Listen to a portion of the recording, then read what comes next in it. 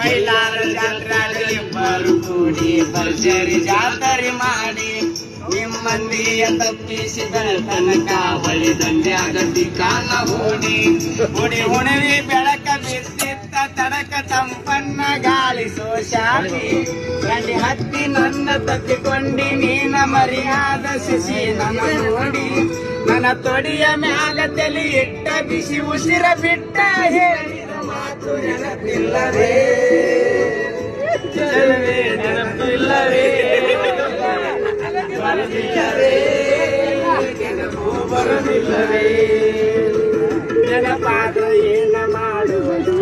ಕನಸೆಲ್ಲ ಕರಗಿ ಹೋಗುವುದು ಮನಸ್ಸೆಲ್ಲ ನೆಲೆದುಕೊಳ್ಳುವುದು